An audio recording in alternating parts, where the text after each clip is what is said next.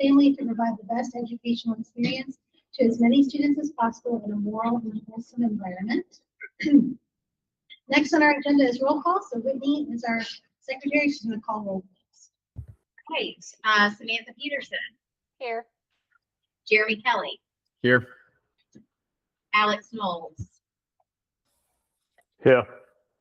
Sabrina Hasty. Here. Amy Dubois. Here. And Whitney Hendricks. I am here as well. So we're missing Jennifer and Cassie, but we do have a quorum. Thank you very much. Next up is the approval of our agenda. It's been distributed. Are there any corrections or additions to the agenda? Hearing none, the agenda will be approved by common consent. Next is our approval of the March board meeting minutes and the special called meeting minutes from March. Has everyone had a chance to review the meeting minutes? Are there any amendments? All right, seeing none, this will also be approved by common consent. Next would be public comment, but because we have no members of the public here today, we will move on to our reports. First up is our campus report from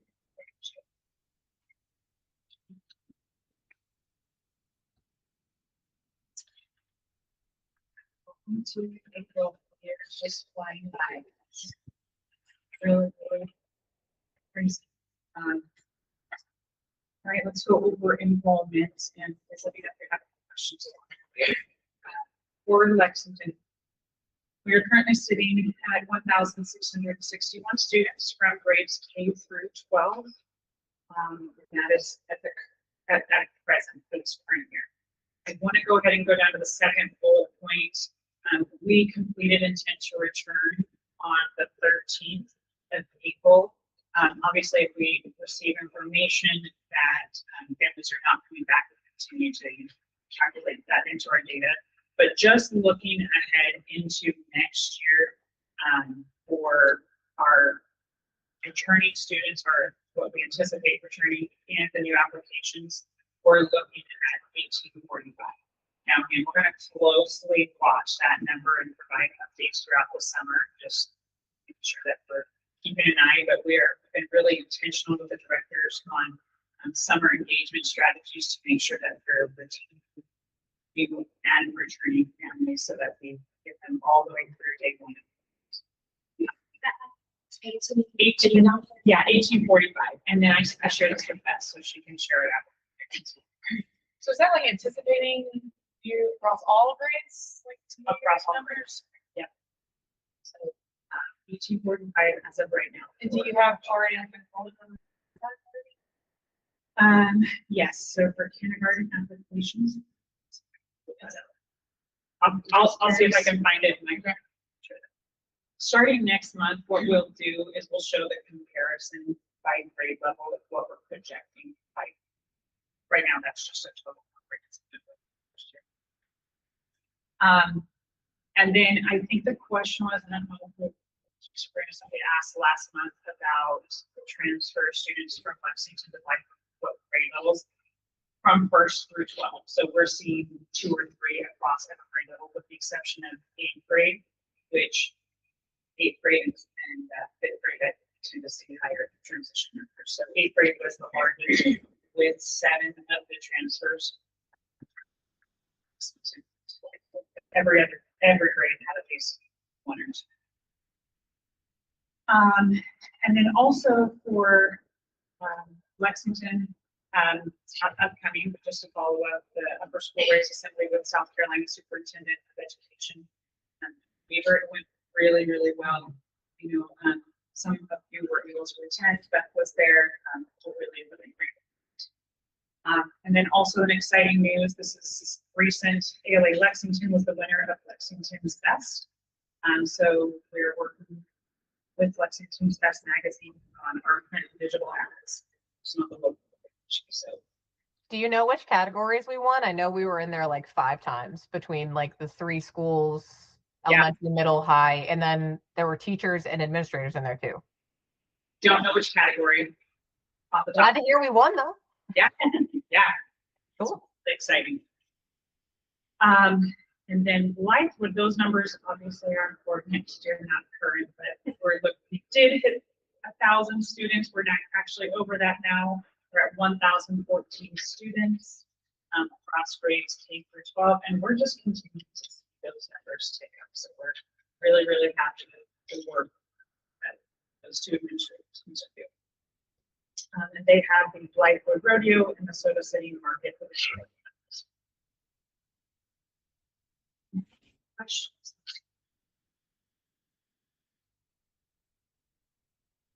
I feel like I heard you say something about kindergarten, but sometimes even though I could hear you whispering Sam, like it's still kind of cutting out a little bit.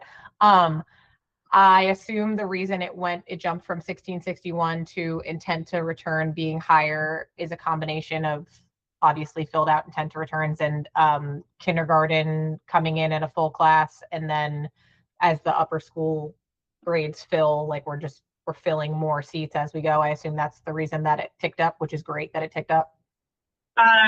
So for the 1845 next year is just counting all of the students that we anticipate returning. So that would be grades, yes, K through 11. Any new applications that we receive. Okay, got it. But Sabrina asked a question about, do we know how many kindergartners are enrolling for next year? I'll have the breakdown next month by grade level, the projections that we have for next year. Awesome, cool. Thank you. Yeah. Okay, and a little bit of a repeat, just a reminder that we have testing coming up starting at the end of this month. In order to prepare for that, we had all of the school directors in the Southeast, so North Carolina and South Carolina, come up to the Charter One office last week, and they attended a training where we spent a few hours dedicated to building end-of-year remediation and intervention plans. So really diving into the data. Every single standard was broken down into the highest areas of concern, the areas that we really needed to dive into, and each campus put together a plan to make sure that we are maximizing the end of this year, closing the gap with students. So it's time well spent.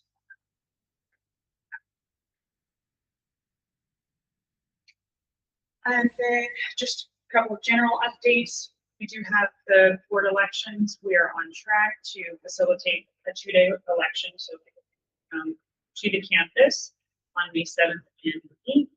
And then we're just going to be conducting screenings starting this week and going into next week. And then Lexington's graduation is May 19th. Exciting.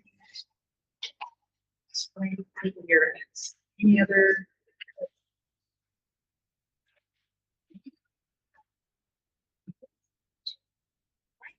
Thank you, Abby. Up next, we have a development report from Taylor Brand. Taylor, I don't think he was joined. I was going to take over for Taylor today. Sorry So about that. yeah, so let me speak a little bit about Lexington. So we continue to work on develop the site and the building plans for the new expansion at Lexington. The primary focus right now is to support this. We have to submit an application and go before the town of Lexington. So right now, just to give you some dates, we're meeting before the Planning Commission on May 20th. We have to have submission to them by May 8th to get on that May 20th agenda. That's with the Planning Commission. They're going to be reviewing our application, the traffic study, and the site plan, what we plan to do on site. They're going to be looking at that from a town perspective. We feel we're going to hit that date, May. We're comfortable our data and drawings will be completed by then. The big one is the traffic study, and our traffic engineer is indicating that it'll be done as well. He's getting final details from the town on a couple issues, but so far so good. And then we also have a submission to the appearance board. That's on May 12th for a June 9th meeting. And that basically is for them to look at, the building, the elevations, what we're going to do, what the material is, how does it play with the other buildings. And then one of the other things that they're really interested in is we have to put a landscape buffer between Lake Drive and the school because we plan on expanding that drive lane on the elementary side.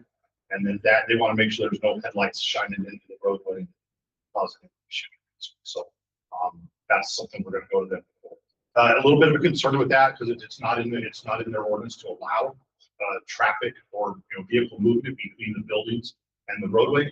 But there are two other precedences in town. There's a Chick-fil-A, I don't remember what street it was on, and there's another building that has the exact same scenario we're doing. And they treated that with depression and they're kind of below grade, and they had some landscape level.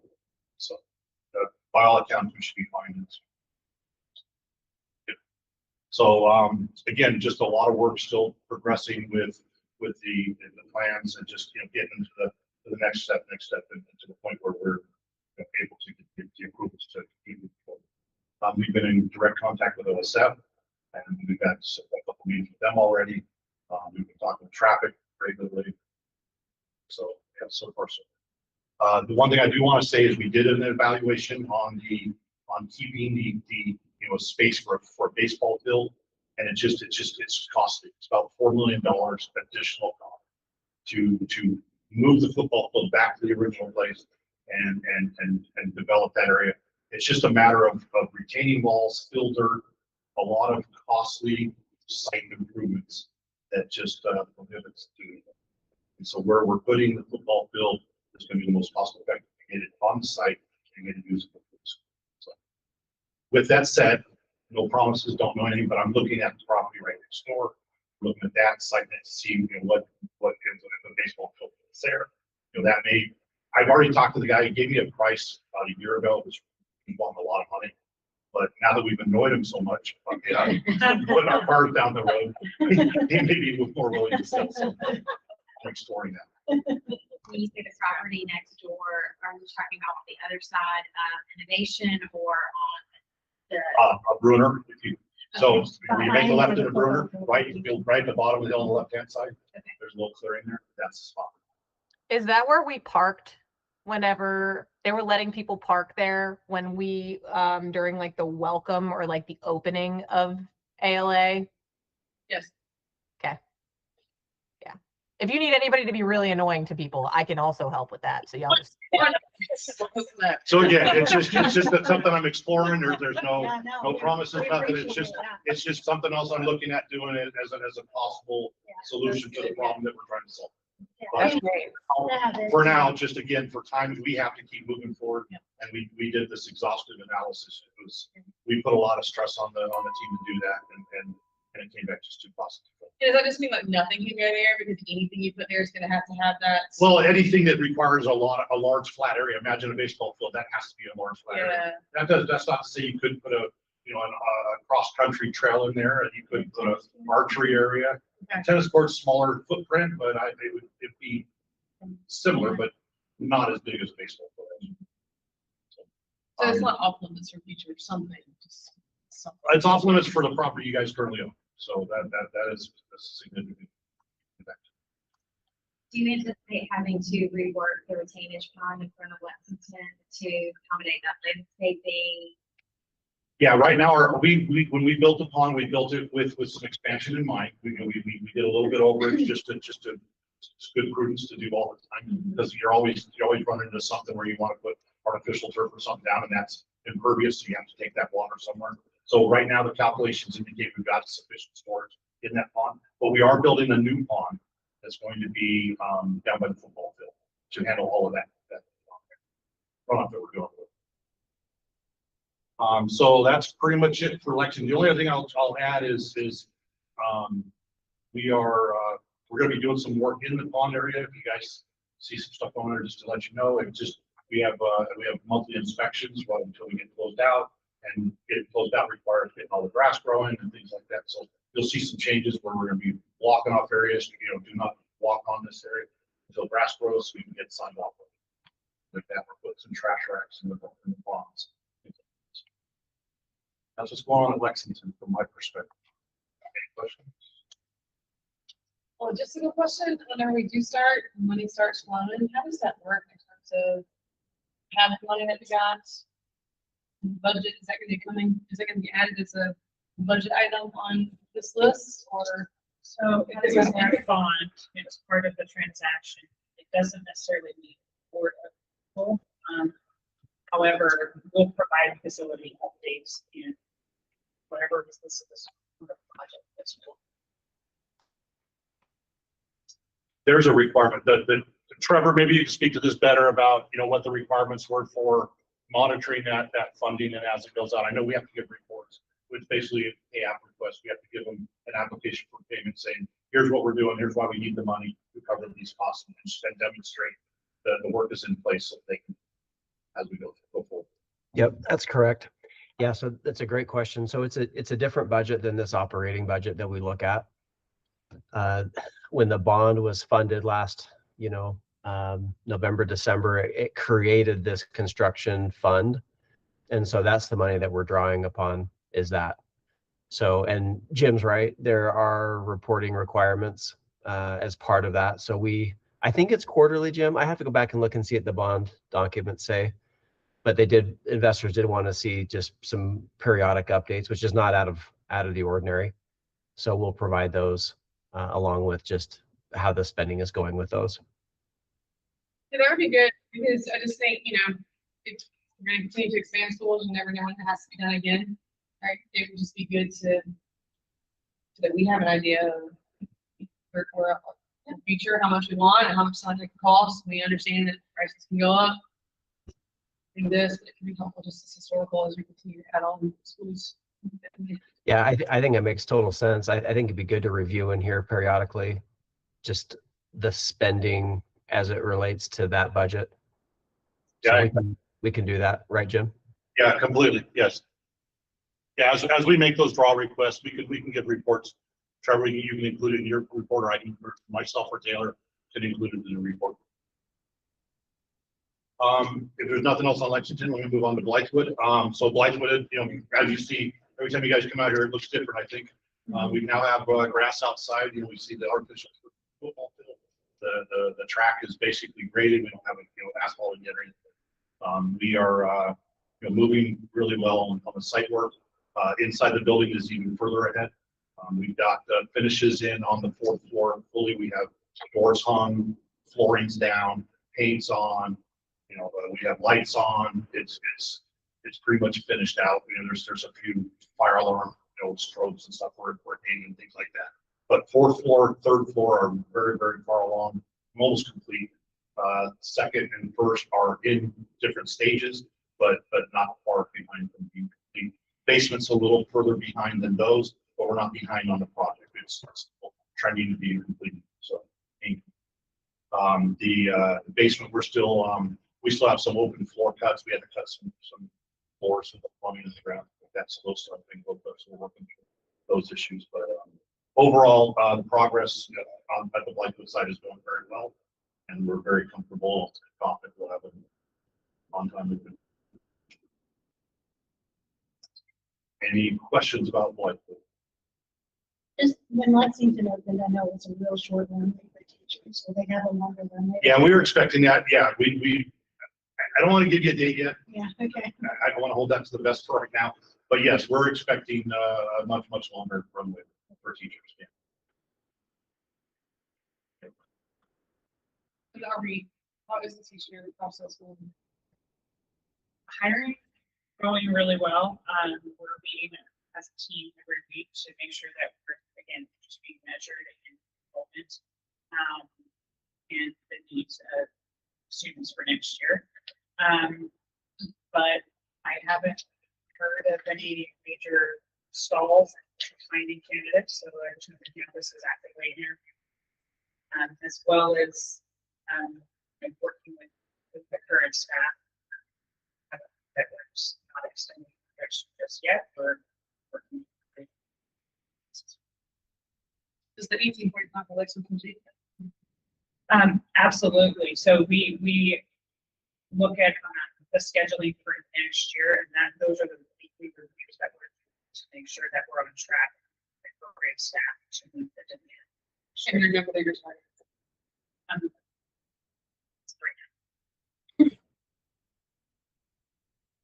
Any other questions? Thank you so much. Jim. Yep. Next up, we have the finance report with Trevor. Trevor, I'm currently teaching a doctoral class on finance and development of organizational leadership, and I used you as an example because my students had to do a presentation, a mock presentation to a board, a financial report, and I told them about you and how you've done such a great job of making it so easy for us to understand and how much we appreciate it. So thank you for everything you've done. Oh, you're welcome. Thank you so much. There's a lot of things in there not to do, I'm sure too. So I appreciate the kind words. Thank you, Amy. Appreciate that. In terms of the finance report this month, I think this can be a rather quick update unless there are questions from the board. Things happened as anticipated. The revenue came in as we had thought. The same with expenses. Our cash balance continues to grow. It went up about $100,000 over the month. So we have about $2 million in unrestricted operational cash right now. And so it was a pretty quiet month as expected. Does the board have anything specific you'd like to address or talk about? Okay. The only other thing I just would highlight is just, as we're looking at enrollment for next year, as it relates to Lexington, it's great to see enrollment continues to climb. Really, we'll be working on a budget here in the next, a month or two that we'll need to submit for your approval for school year 27. But we need to really continue to watch enrollment and have it continue to grow. I think I saw, 1845 or so is what it's currently showing, and that's really before attrition. We really would like to be, of course, as high as we can, but 1900 is the number that we've been talking about in terms of, now that we're bond financed, being able to meet those debt service requirements, hiring, staffing, et cetera. So just want to keep that in front of everyone's mind. We'll need to continue to watch that. Appreciate everyone's work to continue to grow enrollment. That's it for me. Your experience, Abby, it's one thing to say, it's another thing to see. The day one members. Well, just, we put out the word about the buildings and grounds. And say from your experience, is it more the scene before you see the effect? Or not always? The most impactful way that we build our enrollment and retain it is actually word of mouth, especially the most. So I think there is some element of if you build it, they will come. I do think that if they see things, it does become real and believable. We're still working with First in on the video. We've got a storyboard. We're just scheduling a time to shoot a video. And, I think we've got a really good story to tell the families. But I think what we're doing right now is focusing on building stronger connections with our current family base, because we know that they're our most valuable. If we can get them to, be completely bought in and tell their friends and tell their neighbors, then I think we'll see those numbers go up. I don't know if we can do a booster time type of thing, but bring in prizes and stuff for telling one neighbor, show us who it was, you're gonna get a prize. That's all I talked about for a week. Was more likes, more Incentives. whatever incentives for the booster time or whatever. So I don't know what that might look like, but if we can get a team together and maybe if you tell us one friend, one neighbor, one person in the grocery store, to get this Friday or show. whatever. Yeah, something. Something to incentive for the kids to go tell their parents, call somebody or somebody wherever. A very incentive based. Yeah. Amazing what a t-shirt does. That's what a t-shirt does. Strategy. We're here to support. I mean, they've got something there. I mean, it works. So I don't know if this is what we can leverage. I mean, I don't think we can do it the full scale that they did, but I don't think you're gonna be able to get parents who can take a week off from work to do that and go rah read the whole week, but it works for at least that. So I don't know what we can do here. No, I think we've talked about different strategies, but I think we can, what are we doing to incentivize to spread the word? where do we land on the idea about yard signs and promoting like through the neighborhood? You know what? I know we had the discussion. I don't know where we ended up landing costs of the yard signs. Make sure I have the right answer. What are there other things we could do, like, I don't know, car washes, churches, drive through, grab a cup of coffee? I mean, I'm not in the sorry, marketing section, but Yeah. What's the response been at like Soda City? That's a really big cross section of the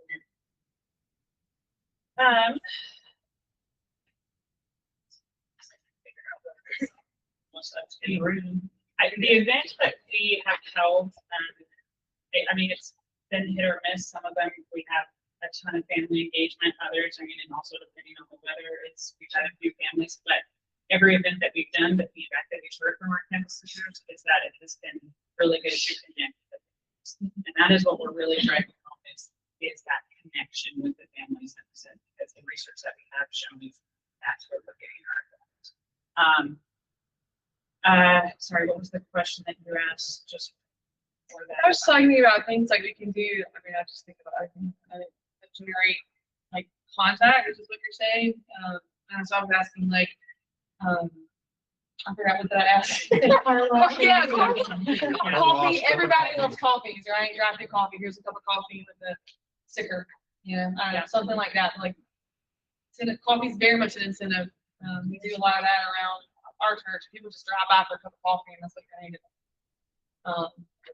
Yeah, no, what I'll do is I'll get a list of the events. I know we've got a running list of the things that are coming up through the end of the year, but we just asked the directors last week to give us their list of events and initiatives that they're doing over the summer. So happy to provide that to you guys see. Those discussions are happening on a regular basis. We just gave them that assignment to kind of get a little bit more free, so it's up to the families. And again, our goal is to not let the summer like crash over either. Our strong family base in addition to all the new ones. Because we know there's a little bit of school shopping that takes place in summer. To Trevor's point, we're going to watch that number really carefully. That's why we're trying to be really intentional with the next months. Thanks for that discussion. Amy, that's all I have. I don't have anything else unless there's other questions. So thank you so much, Trevor. Next up, we have Jeff Patterson with the auditor contract renewal. Yes, good evening, everyone. So as you know, the school is required every year to have an external audit performed. So this is just the engagement letter for the auditors in order for them to get started on this year's audit. It's the same auditors as the prior year, but the name has changed. If you recall from last year's audit, the audit firm was called Manley Garvin. As is happening a lot lately in accounting firms, they've merged with another firm, UHY. But I did speak with them. It will be the same audit team. Everything will be the same except for the name of the audit firm. Now, the external auditors, they report directly to you as the board of the school.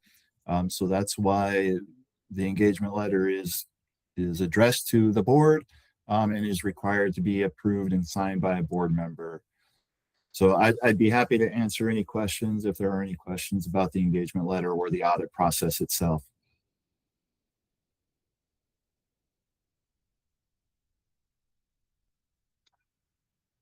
Okay.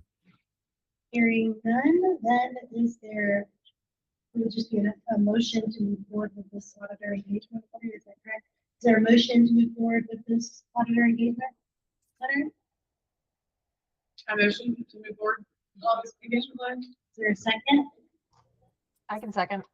Thank you, Sam. We all those in favor say aye. Aye. Aye. No, same sign. There's that. And the auditor engagement letter has been approved. We will sign that and get that returned. Next up, we have our, oh, thank you, Jeff, for that. We appreciate it. Next, Thank you. our presentation on the ALA handbook and leave donation policy by Lawrence.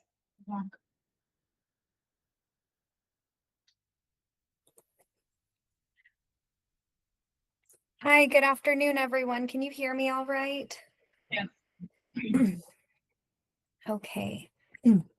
If I share my screen, will everybody be able to see that? Yes. So there are a couple of things on the list today. The first is wanted to run through the proposed edits and changes to the ALA South Carolina handbook. Some of them are just procedural changes, if you will. And then, as you mentioned, there is a leave donation policy or provision that that we are proposing adding. And so there are just there's a little bit of complexity that I want to talk through when we get there, but I'll share my screen and we'll talk through the primary adjustments to the handbook first. So can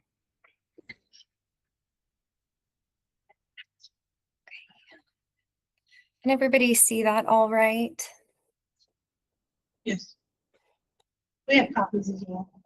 Oh, perfect. Okay, great.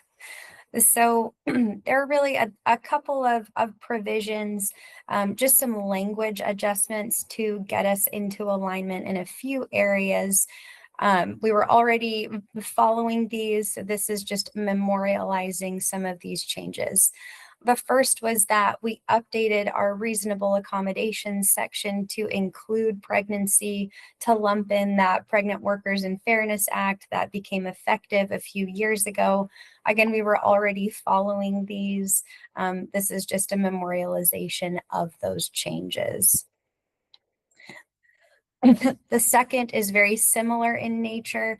So South Carolina already has a lactation policy that is governed by the state. And so this was just adding a little bit more language to that to comply with PWFA, or just to make it very clear that we would accommodate under this circumstance. And then the third talks about the inclusion of a leave donation policy provision. And so there are really two things to consider in this. The first is that we were advised that we have to have a leave donation policy on file that is board approved. But the important thing, and the thing that may affect the workforce, of course, if we receive questions, is would this policy apply to them? And the short answer is no, it wouldn't, because our current PTO policy doesn't meet the threshold. It doesn't allow for 60 days of leave or more, which is a prerequisite to being able to share or to donate leave.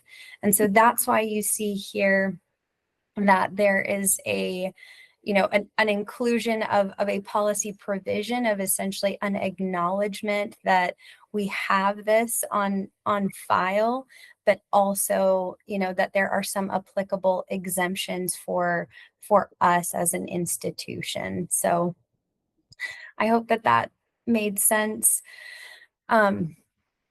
And so I'll pause there before I continue on to my last point. Were there any questions about any of those changes, or about the leave donation policy provision or that policy itself? I don't think I have anything on leave donation, but looking up above, if the break time cannot run concurrently with rest and or meal periods already provided, the break time will be unpaid, subject to applicable law. Correct. Yes. And that would be primarily for like non-exempt employees. So you're not going to be looking at that applicability for anybody that meets the exemption status. And really, I haven't seen a case where we have accommodated where we haven't been able to make that work. Right. So I'm sure that's the case. Is it possible to put verbiage in there that like exempt, this wouldn't be as big of a thing for exempt employees? I mean, is that, or just because that sentence is harsh after us being someone that had 3 kids and had a week of maternity leave with all 3 of them. So, you know, like to advocate for the ladies out there. yeah, certainly, yes, certainly we want to. We are a family organization. Many of us have families. Many of us are mothers, and so we can certainly clarify that, or I can find a way just to modify that to maybe even not need to include something like that. Yeah, something that would just make it clear to who that would and wouldn't apply to. Because if I read that and then based on what you told me, those read 2 different things. Like that reads like, oh, if it doesn't line up, then I'm unpaid. And you just shared like, oh, but if you're actually exempt, it's not as applicable. Right. Yeah. So I think the way that that's comprehended is just that, you know, applicable law language, but we can expand that to clarify what that means. Thank you.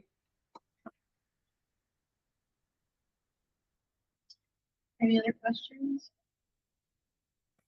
So that, sorry that graphic that this earlier, but with wanting to edit the language a little bit, how would we, do you want to approve it?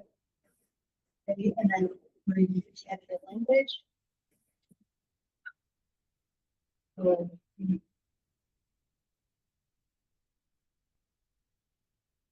That's what you could do, is go ahead and that way, you know, we still just approve it pending some revised language. does that work? Does that work, Lauren? I am so sorry. I missed the very last thing. Is it to approve it contingent on the language being modified? Yeah. Is that okay? Yes, absolutely. And I'll make sure that that you get a copy of what that language is before we publish anything. And then the very last thing that I wanted to mention was just that our hope would be that we would adopt the ALA South Carolina handbook for both Lexington and Blythewood. So I wasn't sure if that needed to be an action itself, but that is our intention, is for both schools to operate under one handbook. Okay. So we're happy to have it on record just in case we need it. So Okay. any questions about number 3, and then we'll go through these 3 action items. Okay. So is there a motion to approve the proposed South Carolina employment handbook revisions with the understanding that there'll be some modified language for clarification? Did you just? Is there a motion? I'll make that motion. Is there a second? Sabrina? Okay. All those in favor say aye. Aye. Aye. Opposed, same sign. Okay. With that, it has been approved. So number 2, is there a motion to approve the leave donation policy language that's needed? Do you want to make the motion? Just so y'all know, if anybody from my left, but when half of what Amy says gets cut off, I can't hear any of Sabrina, and I definitely can't hear any of Beth, just letting y'all know.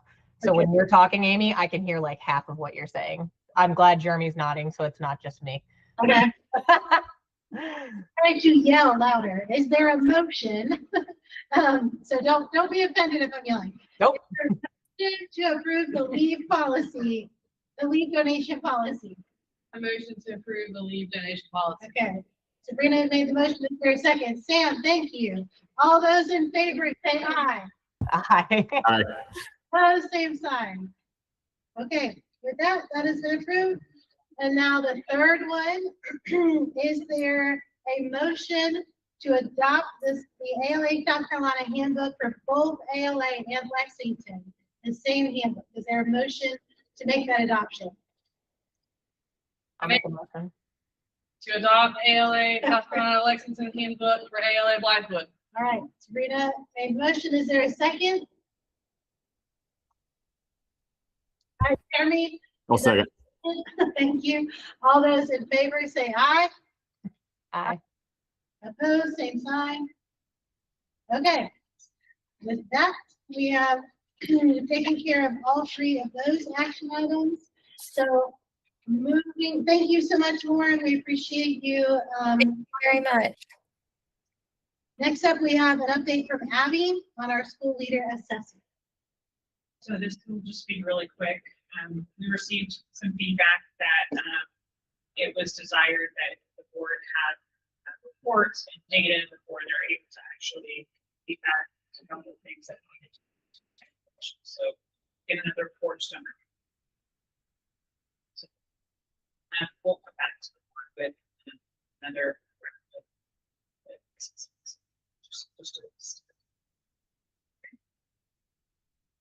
All right, thank you, Abby.